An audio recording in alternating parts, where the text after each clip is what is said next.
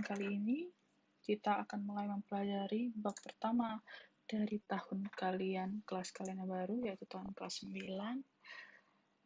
di pelajaran IPA ini. Bab pertama yang akan kalian pelajari adalah sistem reproduksi manusia. Jadi, pada sistem reproduksi manusia ini akan ada banyak yang kita bahas, tapi yang pertama sekali yang harus kalian ketahui terlebih dahulu adalah pembelahan sel.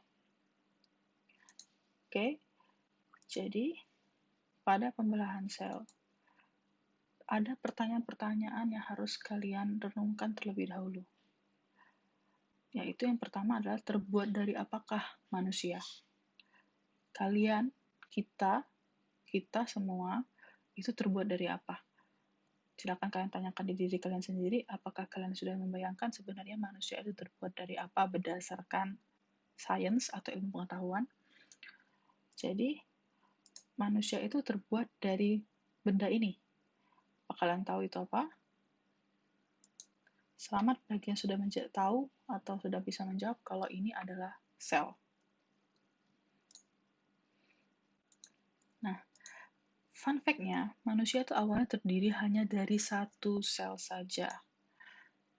Tapi sebenarnya berapa sih jumlah sel manusia supaya manusia itu bisa menjadi manusia yang utuh? Ada yang bisa nebak lagi? Yep, jumlah sel manusia supaya manusia menjadi manusia seutuhnya itu adalah 200 triliun. Banyak dalam satu orang, dalam satu manusia. Kok bisa jadi 200 triliun? Apa nggak kebanyakan selnya? Tentu enggak. Karena sel yang dari satu buah sel tadi itu mengalami pembelahan yang aktif, terus-menerus mengalami pembelahan. Apa sih tujuan dari pembelahan sel ini? Tujuan ada 3. Pertama, untuk perbaikan. Kedua, untuk pertumbuhan. Dan ketiga, untuk reproduksi. Nah, di sini kita akan lebih fokus ke tujuan pembelahan sel pada bagian reproduksinya.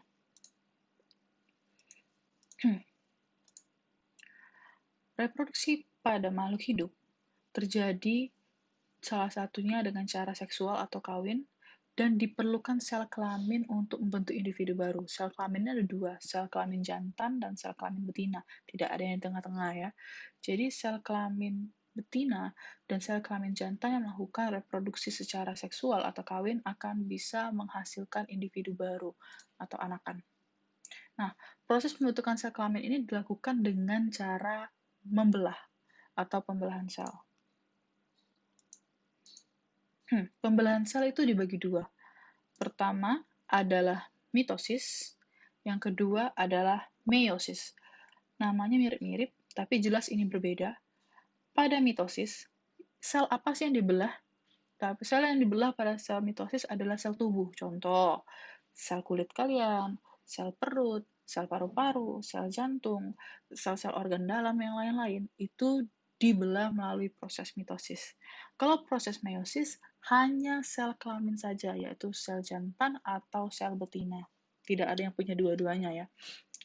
Oke, kita lanjut. Pertama, pembelahan mitosis. Pembelahan mitosis ini ada beberapa poin penting yang harus kalian ingat. Menghasilkan 2 sel anakan, itu yang pertama. Yang kedua, sel anakan tersebut mempunyai karakteristik yang identik atau sama.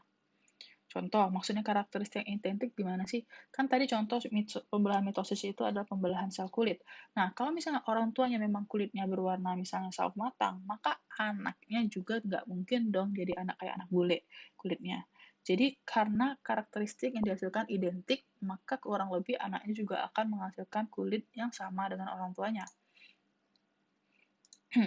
Yang ketiga, jumlah kromosom atau sel yang dimiliki adalah 2N atau diploid atau berpasangan.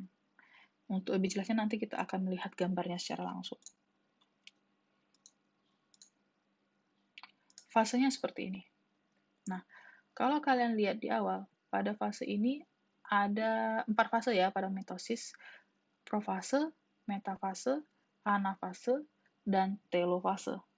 Pada fase yang pertama, yaitu profase, ini mulai terjadi penebalan pada membran inti yang rusak. Nah, kromosom mulai memadat.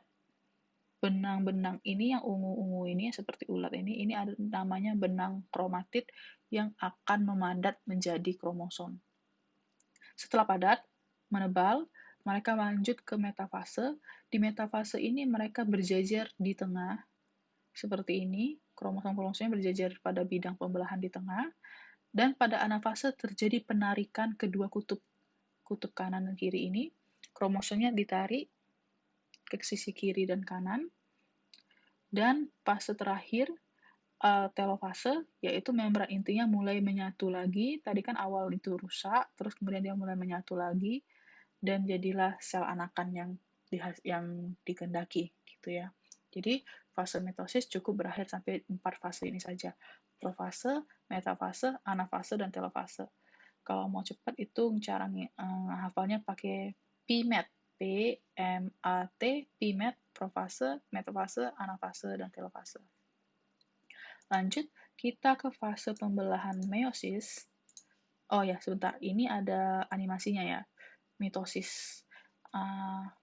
Kita lihat dari awal. Pertama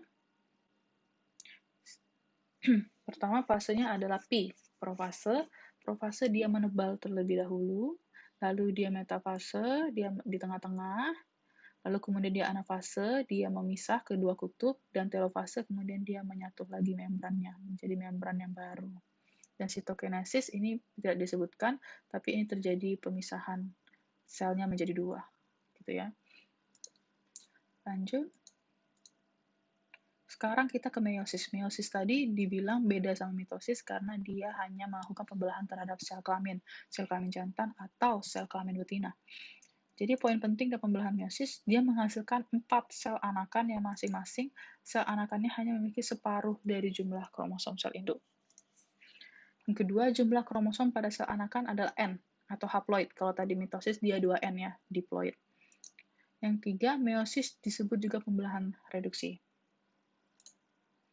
Nah, fasenya seperti ini.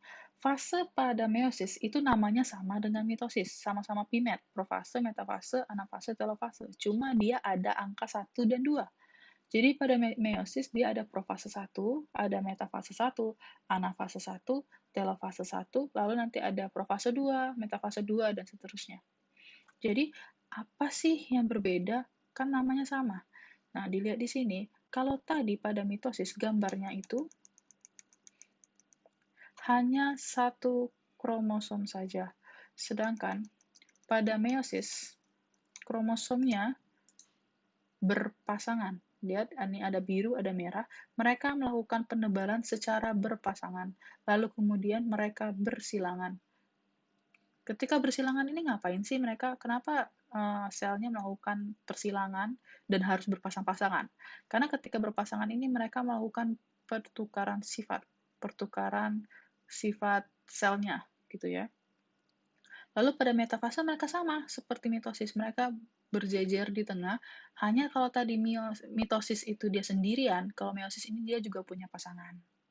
Jadi dia berjejer di tengah secara berpasangan. Pada anafase sama, mereka mulai terpisah ke kutub kiri dan kanan. Terpisah, dan kemudian pada telofase, mereka mulai membran intinya mulai terbentuk kembali.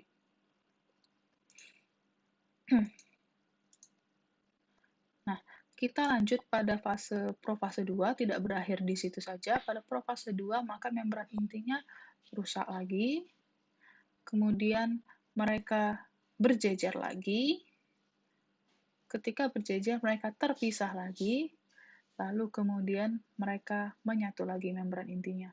Jadi meiosis ini mengulang kembali fase PMAT yang pertama, diulang lagi menjadi PMAT kedua. Seperti itu. Sampai sini, Ibu rasa cukup mengenai pembelahan sel. Kita akan lanjut ke tugas. Link tugasnya sudah Ibu taruh juga di Classroom, jadi mohon dicek masing-masing linknya. Dan kalau masih ada yang belum paham sama materi tadi, boleh diulang-ulang, dan Ibu juga membuat video referensi mengenai animasi pembelahan sel supaya kalian lebih mengerti. Cuma itu dalam bahasa Inggris. Agar kalian lebih ngerti, tolong subtitlenya dihidupkan, jadi bisa melihat apa yang diomongkan oleh orang yang ada dalam video itu. Oke, cukup sekian. Terima kasih.